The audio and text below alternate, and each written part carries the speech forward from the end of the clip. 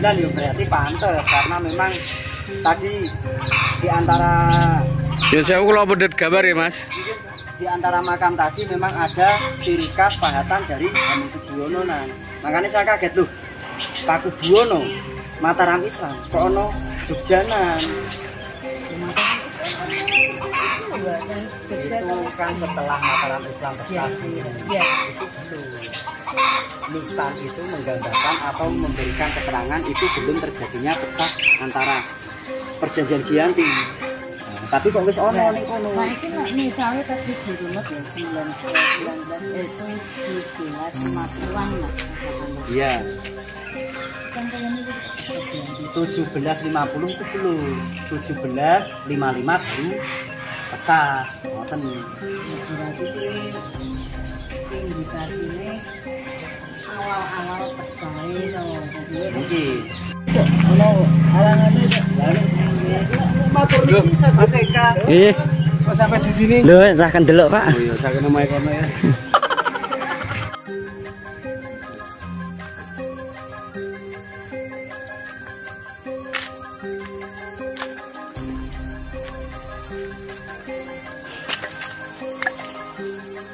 Assalamualaikum warahmatullahi wabarakatuh. Alhamdulillah wa syukurillah ala nikmatillah la haula wala quwata illa billah ma ba'dah.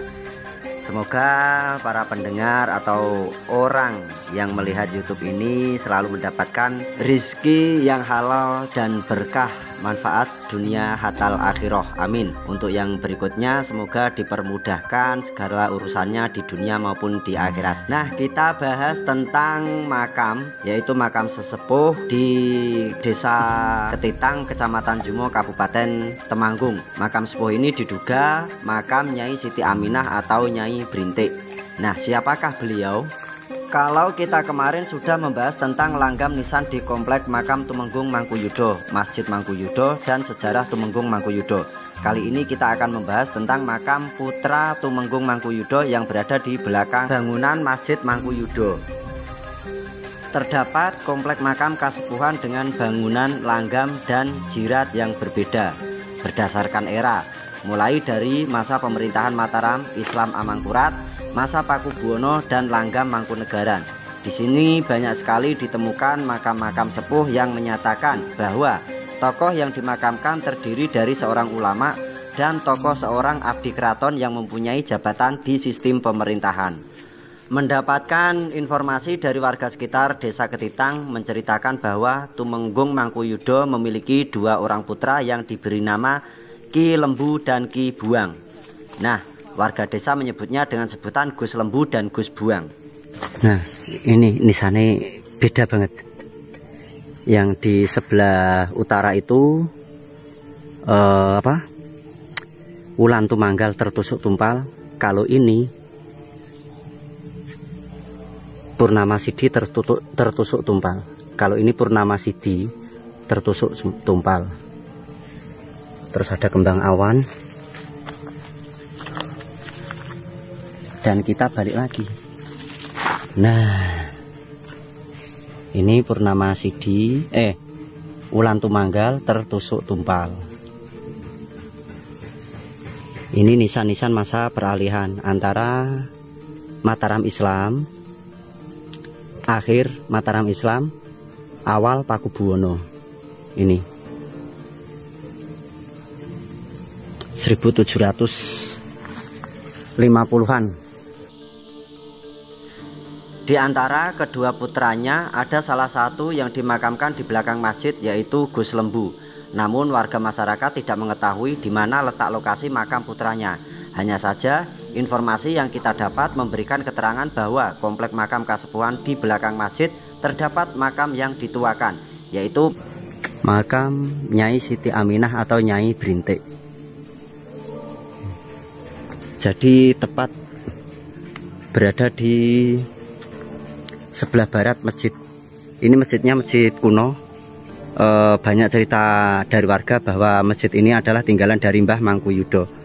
Tadi saya sempat naik, alhamdulillah pas ngepasi saya kesini itu keadaan masjid itu baru mau dibugar. Jadi saya lihat semua kerangka, ukiran, terus lihat ukiran yang di tajuk pertama, tajuk kedua sampai tajuk ketiga. Bahkan di bawah mustaka itu ada semacam hiasan, terus ada rumah tawon kalau saya menyebutnya. Nanti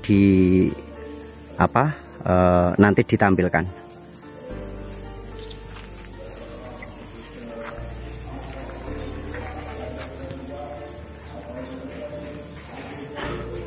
Tadi sebelum eksplor ke sini saya sudah ziarah sama Pak Nanang. Memang tidak kita publikasikan.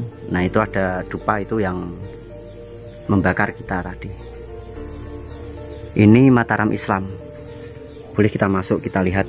Nah, pintunya memang ini. Ini adalah cara pembuatan pintu bagi untuk makam yang secara kebetulan makam beliau adalah makam orang-orang penting pada masa itu. Jadi kenapa dikasih palangan seperti ini, kenapa ini tidak dipotong? Ini menunjukkan supaya kalau kita masuk ke sana itu kita menundukkan kepala supaya terlihat adab dan kesopanannya. Kita masuk, bismillahirrahmanirrahim.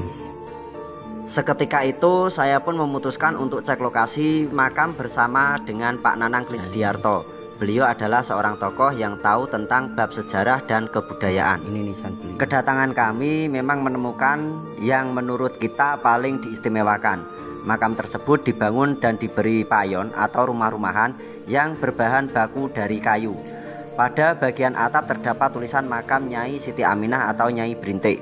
Dengan sangat menghormati makam tersebut, kita putuskan untuk berziarah atau tawasul, membacakan surat Al-Fatihah dan surat-surat pendek dalam Al-Quran, juga mendoakan yang terbaik untuk beliau yang dimakamkan. Setelah ziarah, dari sinilah saya mulai heran dengan bangunan makam dan pahatan nisan yang memberikan keterangan bahwa sosok tokoh yang dimakamkan bukan seorang perempuan, melainkan berjenis kelamin laki-laki.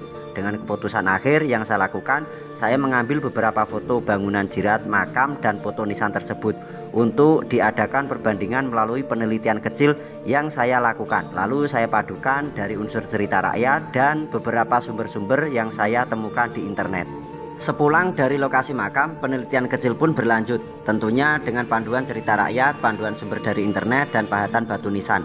Pribadi saya menyatakan bahwa makam yang dianggap makam Nyai Siti Aminah atau Nyai Brintik adalah makam salah satu putra Tumenggung Mangkuyuda yang bernama Ki Ageng Lembu. Merupakan anak pertama dari Tumenggung Mangkuyuda yang memiliki adik bernama Ki Buang. Keduanya diangkat menjadi Tumenggung setelah wafat Tumenggung Mangkuyuda saat menyerang benteng Kediri. Kenapa demikian? Dalam Babat Tanah Jawi yang diterbitkan oleh Balai Pustaka pada tahun 1932 adalah catatan dari pupuh-pupuh yang dikumpulkan oleh Belanda yang masih dalam bentuk tembang menggunakan huruf Jawa. Rangkuman yang disusun oleh Belanda bernama J.J. Mensman pada tahun 1847 diberi judul Babat Tanah Jawi in Prosa. Ki Lembu diangkat menjadi Tumenggung Mangkuyuda II, menggantikan ayahnya sekaligus dinikahkan dengan adiknya Sunan Amral. Sedangkan adiknya yang bernama Ki Buang diangkat menjadi Tumenggung Notoyudo dan menjabat sebagai Wedana Jaksa yang mengepalai separuh wilayah Kedu. Dan kita pun keluar harus mundur, tidak boleh membelakangi. Itu aturannya, itu adab yang sudah diterapkan pada masa Mataram Islam untuk menghormati leluhur walaupun beliau sudah wafat. Sebenarnya itu banyak makam-makam sepuh. Nah, kita bedakan sekarang.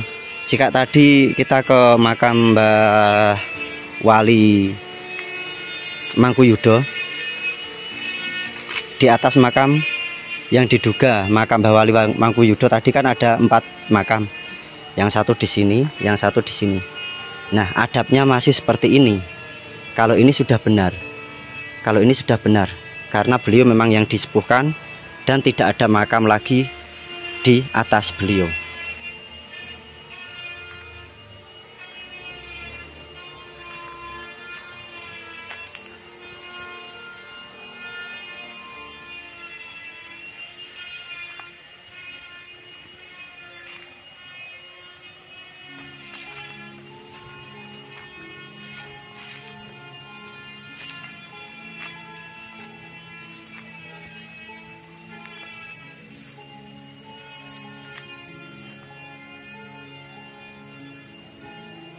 Hasil penelitian kecil yang saya lakukan adalah makam yang dianggap sebagai makam Nyai Siti Aminah atau Nyai Brintik adalah makam putra Tumenggung Mangkuyudo yang bernama Ki Lembu atau Tumenggung Mangkuyudo II. Dari cerita rakyat, dari sumber pupuh babat, tanah Jawi, dari sejarah kejadian, dari pahatan batu nisan sangat pas perpaduannya. Pahatan batu nisan memberikan keterangan bahwa sosok tokoh yang dimakamkan seorang abdi negara yang menjabat sebagai Tumenggung. Pahatan nisan juga memberikan keterangan beliau sosok seorang laki-laki. Pahatan nisan juga memberikan keterangan bahwa makam tersebut memiliki langgam Mataram Islam Amangkurat atau Hanyokro Kusuman Alif. Sebenarnya banyak kisah yang belum kita ketahui tentang sepak terjang tokoh-tokoh pendahulu kita. Apakah kita akan menyerah sampai di sini saja? Tentu tidak, bukan. Setidaknya kita bisa mengenal beliau walaupun lewat visual pahatan batu nisan dan jirat makam. Salam dari saya, salam Kijing Nusantara, salam merdeka.